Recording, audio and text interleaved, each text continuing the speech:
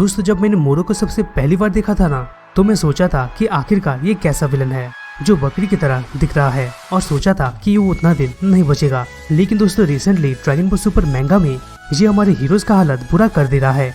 स्वागत है आपका दोस्तों स्क्रीन पॉइंट में, और आज हम बात करने वाले हैं मोरो के कुछ फैक्ट्स के बारे में, जो कि दोस्तों शायद आप नहीं जानते होंगे।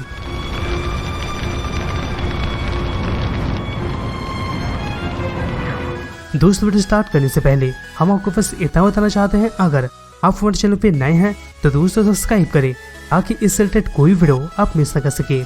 दोस्तों ड्रैगन बॉल एक ऐसा सीरीज है जिसमें हमें बहुत सारे पावरफुल कैरेक्टर्स देखने को मिल जाते हैं।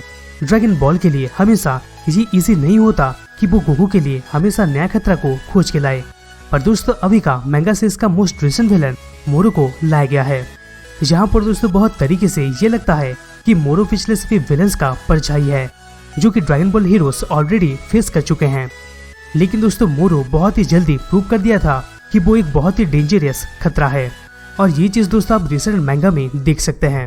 तो दोस्तों हम इस वीडियो में कुछ आपको बताएंगे कि मोरो को कौन प्रिजन किया था, यानी कैद किया था, और साथ में दोस्तों मोरो के कुछ फैक्ट्स के बारे में।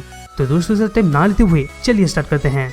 तो दोस्तों सबसे पहले हम बात करते हैं कि मोरो को किसने कैद किया था। अगर हम नोटिस करें तो मिलियन साल पहले मोरो अपने फुल स्ट्रेंथ में था और अपने लालच के कारण एक प्लेनेट को अपनी इच्छा से अपने अंदर कंज्यूम कर लिया था। पर दोस्तों मोरो का इतना खतरनाक बिहेवियर की वजह से ग्रैंड सुप्रीम काय का ध्यान मोरो के ऊपर जाता है, और ग्रैंड सुप्रीम काय सोच लेते हैं कि वो ही इस खतरे का डील करेंगे। तभी फिर कुछ समय के बाद ग्रैंड सुप्रीम काय और साउथ सुप्रीम काय मिलकर मोरो का सामना करते हैं, पर दोस्तों फिर भी मोरो इन दोनों से ज्यादा पावरफुल साबित हुआ था। पर ग्रैंड सुप्रीम काय हार नहीं मानते हैं और वो फिर से अपना एफर्ट लगाते हैं, और इस एफर्ट में वो अपने सारे गॉड एनर्जी को ला लिए थे, क्योंकि दोस्तों वो मोरो का मैजिक को और मोरो को अच्छे तरीके से सील कर सके। जब मोरो का वीकनेस वाला मोमेंट आता है तभी दोस्तों ठीक उसी समय ग्रैंड सुप्रीम काय उसको कैप्चर कर लिए थे। भले दोस्तों ये बहुत ही खतरनाक वाला काम था, लेकिन दोस्तों ये अच्छा हुआ कि मोरो जैसा विलन प्रिजन हो गया था। दोस्तों इससे हमें ये पता चलता है कि ग्रैंड सुप्रीम का ही वो पर्सन थे जिन्होंने मोरो को कई साल पहले इम्प्रिजन यानी कैद किया था। अब दोस्तों हम आते हैं कुछ फैक्ट्स के ऊपर। Fact number 9। दोस्तों क्या आपको पता है कि मोरो के पास लॉयल्टी नाम का कोई चीज है ही नहीं।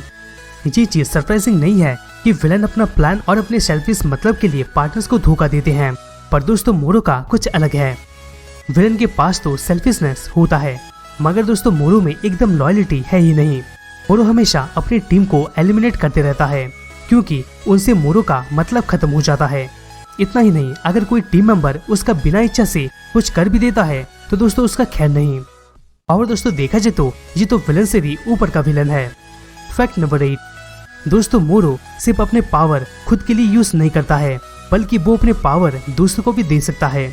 साथ में मोरो सिर्फ इंसानों से ही पावर कंज्यूम नहीं कर सकता है, बल्कि पूरे प्लैनेट से भी पावर कंज्यूम कर सकता है। इससे दोस्तों मोरो का पावर्स बहुत ही ज्यादा बढ़ जाता है, और फिर वो अपने पावर्स को दूसरों में दे सकता है। जैसे कि दोस्तों मोरो एक बार सागानबो को अपना कुछ पावर दे दिया था, क्योंकि वो अर्थ के वॉरियर का सामना कर सके।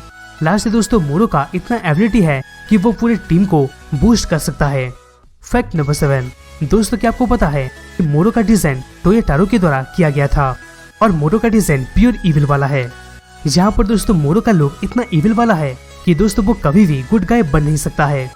जैसे कि दोस्तों किंग पिकलो और सेल, अगर सपोज कि मोरो कभी भी गुड गाय बन जाता है, तभी उसका लुक देख के कोई विश्वास नहीं करेगा कि दोस्तों ये एक अच्छा गाय है। इससे दोस्तों हम ये कह सकते हैं कि ड्रैगन बॉल सुपर ये क्लियर कर चुका है कि ये सिर्फ और सिर्फ विलन ही रहेगा और परेशानियों को अंजाम देगा। लेकिन दोस्तों सीरीज तो कंटिन्यू हो रहा है ना, देखेंगे आगे क्या होता है। Fact number 6। दोस्तों क्या आपको पता है कि मोरो के पहले आर्क में इसको मौत का सजा हो ही नहीं सकता था, और दोस्तों ये सिर्फ और सिर्फ प्रिजनर ही बन के था। एक्चुअल में देखा जाए तो मोरो को सिर्फ ब्लॉक करके रखने का प्लान नहीं था, बल्कि और भी कुछ करने का प्लान था, और दोस्तों वो प्लान इसको माना था। पर यहाँ सबसे बड़ा खतरा ये था कि मोरो के उतना कोई भी स्ट्रॉन्गर है ही नहीं जो कि दोस्तों उसको मार सके, इसीलिए इसको मौत का सजा हो ही नहीं सकता, और ये सिर्फ एक प्रिजनर बन के ही है। और दोस्तों देखा जाए तो ये बहुत ही ज्यादा पावरफुल है। लेकिन दोस्तों ड्रैगन बॉल सुपर में देखने वाली बात यह है कि इसको कौन मारेगा या फिर इसको कौन प्रिजन करेगा। Fact number 5। दोस्तों अगर आपको पता नहीं है तो हम आपको बता देते हैं। कि मोरो मैजिक भी यूज कर सकता है। एक तरफ से देखा जाए तो ड्रैगन बॉल यूनिवर्स में मैजिक एक बहुत ही बड़ा फोर्स है और ये मैजिक को मोरो यूज करता है। मोरो का अपना मैजिक उसके रूल के हिसाब से ही चलता है। इसका मैजिक को पढ़ पाना बहुत ही मुश्किल है और साथ में दोस्तों इसका मैजिक को कोई एनर्जी की तरह ड्रेन भी नहीं किया जा सकता, जो कि दोस्तों बहुत ही प्लस पॉइंट वाला बात है। और दोस्तों यही वो रीजन है जो मोरो को हटके बनाता है। Fact number 4। दोस्तों आपको ये जान के हैरानी होगा कि मोरो जब पूरा इरा की सोलर सिस्टम को डिस्ट्रॉय किया था तब दोस्तों लगभग 300 प्लैनेट्स तबाह हो गए थे। एक तरफ से 300 प्लैनेट का डिस्ट्रॉय, यानी दोस्तों आप सोच सकते हैं कि किस तरह का तबाही हुआ होगा। यही वो वजह है जिससे मोरो का इन्फ्लेसमेंट हुआ था। यहाँ पर दोस्तों ये कैद के कारण मोरो यूनिवर्स 7 के ऊपर कई मिलियन सालों से अपना गुस्सा गड़ा के रखा था और खास करके गैलेक्टिक पेट्रोल और ग्रैंड सुप्रीम काय के ऊपर तो अपना गुस्सा बहुत ही था। Fact number 3। दोस्तों क्या आपको पता है कि मोरो माइंड को भी पढ़ सकता है और साथ में ओपोनेंट के माइंड को पूरी तरीके से एक्सेस भी कर सकता है।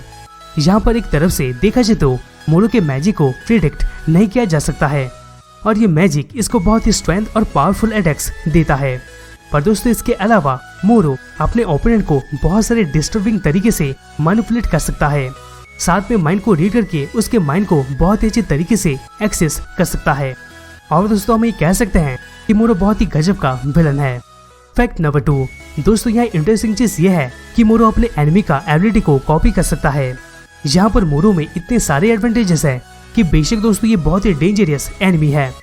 यहाँ पर दोस्तों अगर हम मैंगा में एग्जामाइन करें तो मोरो अपने एनिमी का कोई भी एबिलिटी को कॉपी कर सकता है, पर दोस्तों इसके साथ साथ ये खतरनाक आइकॉनिक मूव को भी यूज कर सकता है, जैसे कि दोस्तों big bang attack, special beam cannon और नेमिकियन रीजनरेशन टेक्निक। इसके पास बहुत ही इम्प्रेसिव मूव होता है और दोस्तों ये स्किल की वजह से मोरो सेल से भी बहुत ही डेंजरस साबित होता है।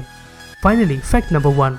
दोस्तों आपको ये जान के हैरानी होगा कि मोरो अपना खुद के लाइफ स्पैन को बढ़ा सकता है। यहाँ पर मोरो का इतना एबिलिटी है कि ये दूसरों का लाइफ फोर्स एनर्जी चुरा के अपने खुद के लाइफ स्पैन को बढ़ा सकता है। यहाँ पर आप खुद सोच के देखिए कि कैसे ये लगभग 10 मिलियन सालों से जिंदा रहा है। और दोस्तों मोरो का ये एबिलिटी बहुत ही खतरनाक है, ये सभी विलन से अलग है और बहुत ही पावरफुल और बहुत ही एबिलिटी वाला कैरेक्टर है। और दोस्तों हम इसको अनस्टॉपेबल कह सकते हैं। और दोस्तों यहाँ पर देखने वाला बात ये होगा कि सुपर में इसको कौन डिफीट करता है, वेजिटा या फिर गोकू। तो दोस्तों यही था मोरो के कुछ फैक्ट्स के बारे में। दोस्तों वीडियो को कैसा लगा कमेंट बॉक्स में जरूर कमेंट कीजिएगा। दोस्तों अगर वीडियो अच्छा लगा तो प्लीज इस वीडियो को लाइक करना मत भूलिएगा, जिससे हमें मोटिवेशन मिलता रहेगा और हम आप तक ऐसे ही ऑसम कंटेंट पहुंचाते रहेंगे। तो दोस्तों मुझसे वापस मिलते हैं किसी दूसरे नई वीडियोस में।